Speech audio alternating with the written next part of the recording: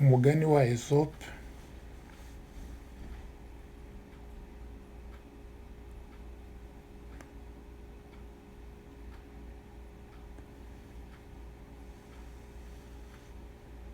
imbata. Umugani wa Esope imbata.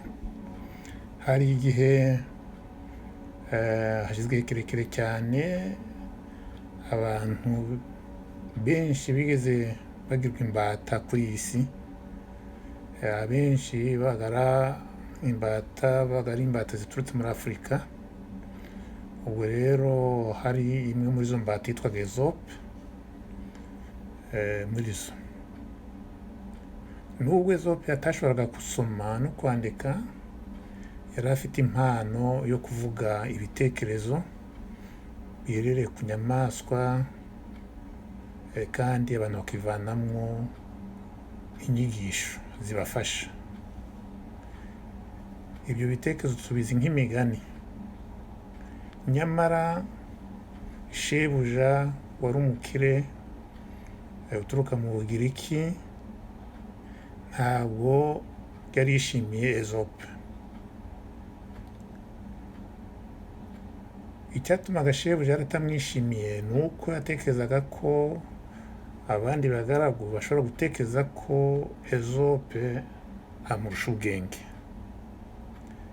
Umunsi umwe shebuja ashaka kugaragaza ubwenge bwa Esope,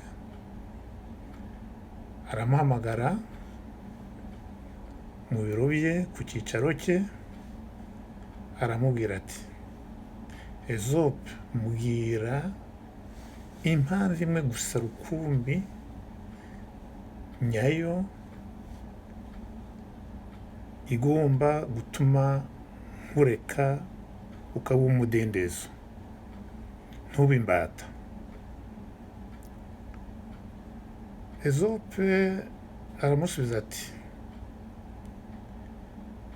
nyakubahwa, impamvu ni uko inyoni iri mu cyari cyangwa k'akazu bayifungiramo ishobora gukorera shebuja ibintu bike cyane. Nyamara inyoni warekuye ukayiha umudendezo ishobora gusingiza no kuririmba shebuja imuririmba ku butaka bwose mu gihugu cyose. Mbega ukuntu igisubizo cya Esope cyari kiri mu bwenge, ndetse na shebuja niko yabibonye yuko cyari kiri mu bwenge. Shebuja aravuga ati, uzi ko ari byo,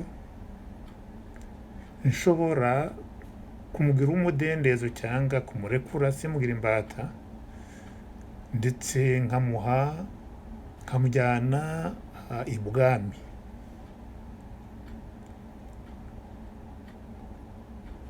Kubera izo mpamvu rero umwami witwa Croesus azahora abimpembera kandi abinyibukiraho, kubera ko namuhaye umuntu uzi ubwenge cyane.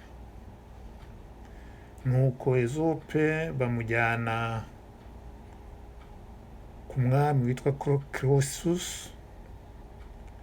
wari n'umwami ukize kuruta abandi bami bose. Ntibyatinze ahita akunda Esope, anakunda ndetse n'imigani ye. Cyakora umwami yari afite abagaragu cyangwa abandi bantu bazi ubwenge, abacurabwenge baba mu ibwami. Abo bacurabwenge be bagiriye ishyari Esope, ndetse bagerageza kumusebya no kumuhindanya no kumutesha agaciro imbere y'umwami. Ariko buri teka iyo babikoraga gutyo, Esope yavugaga igitekerezo cyiza kiri mu bwenge busumba ubw'abo bacurabwenge bandi. Nuko umunsi umwe umwe mu bacurabwenge agira umwami inama ati wari uzi yuko ushobora gukira kurushaho uramutse wohereje ingabo zawe zigatera buriya bwami bundi butwegereye budukikije. Ezope abyumvise ntiyemeranywa n'uwo mucurabwenge rwose, arabihakana ati ntabwo ari byo, cyangwa abo bacurabwenge bandi ntiyemeranywa nabo, ahubwo abwira umwami umugani w'umugabo wigeze kwica twavuga ni ukwica mbese inyoni y'imbata, goose mu cyongereza, yateraga igi ry'izahabu. Isomo ryari ririmo muri uwo mugani ni isomo rijyanye no kutanyurwa no guhora umuntu yikunda ntananyurwe n'ibyo afite, noneho uwo muntu agahora ashaka ibintu birenze kugeza igihe ndetse abura byose, akabura n'ibyo yari afite byose akabibura, bitewe n'uko umwami yumvise Ezope akakurikiza inama ze, byatumye ubwami bwe budakorwaho, busugira bugasagamba. Nyuma yaho ho gatoya umwami aza kugerwaho n'inkuru mbi ziturutse mu Bugiriki mu mujyi witwa Delphi. Inkuru mbi yavugaga ko abantu baho inzara ibamaze, bamerewe nabi kandi ko bakeneye ubufasha. Nuko umwami ategeka ko bapakira ubwato bunini yari afite bakabwuzuzamo ibyo kurya, noneho bakabyoherereza abo bantu bo mu mujyi bari kwicwa n'inzara. Ndetse Ezope umwami amubwira ambasaderi muri ubwo butumwa yaramwoherejeho, aba ari we yohereza nk'umukuru umuhagarariye. Ezope ageze rero muri Delphi ahamagara abantu bose bo mu mujyi, abashyira hamwe, arababwira ati hano hari ibyo kurya bihagije umuntu wese ashobora kubona, ariko umuntu wese agomba gufata umugabane ungana n'uwundi, abantu bose bagomba gufata imigabane ingana.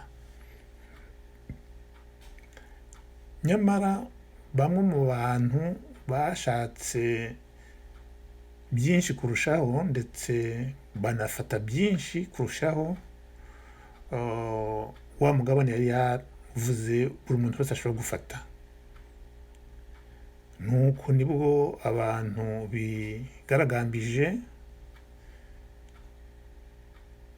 babandi bari batabonye ibyo kurya bacikanywe barigaragambya ndetse bararakara cyane.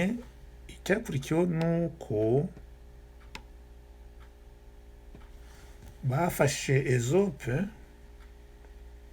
babandi batagezweho n'ibyo kurya, baramufata bamujyana hafi y'urutare rwari ruri aho hafi yabo, urutare mu ihonamanga ry'urutare, bamujugunyayo kugira ngo ahirimange hejuru y'urutare, ndetse hari ibitare na byinshi, akomeza abihirimange hejuru kugeza igihe agera hasi mu kabande yavuyemo umwuka yapfuye.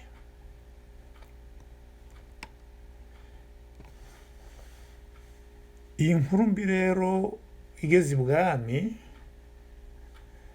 umwami yarababaye cyane ndetse ararakara, afata icyemezo cyo kutazongera kohereza abo bantu ibyo kurya, abo bantu bo mu mujyi wa Delphi. Icyakurikiyeho ni uko ba bantu bari basigaye muri uwo mujyi, inzara yari bamaze irabica, bicwa n'inzara. Nyuma yaho, nk'umunsi umwe nyuma yaho, wa mwami wari ukibabaye cyane, ababajwe n'urupfu rwa Ezope, ahamagara b'abacurabwenge be ababaza iki kibazo ati: iyo Ezope yaba byari gushoboka ko Ezope agira icyo atubwira uyu munsi,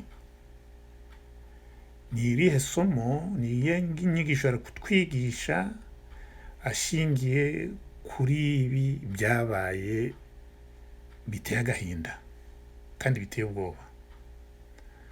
Umwe mu bacurabwenge be wicishaga bugufi aramusubiza ati: yari kutubwira ngo ntukarume ikiganza kirimo kigutamika, kiguha ibiryo. Undi nawe, undi mucurabwenge aravuga ati: buri teka ujye ushima kandi wubahe abagushyira ibyo kurya ku meza cyangwa bakurambikira umukati ku meza. Iki gitekerezo kiravuga ibyerekeye kuba inyangamugayo no gushima igihe dusangiza abandi urukundo cyangwa kwitaho. Iki gitekerezo ntabwo ari njye wacyanditse, ntabwo nanjye wagihimbye, nagisomye hano kuri mudasobwa aho bavuga ngo the fable of Aesop the slave. Abazi icyongereza mushobora kucyisomera aho ngaho, ariko nagaragaje kugenda nkivuga nk'uko cyanditse hariya. Murakoze, ndi kumva dushobora kuvana mu isomo ryadufasha mu buzima. Mugire Imana kandi abakunda mwese.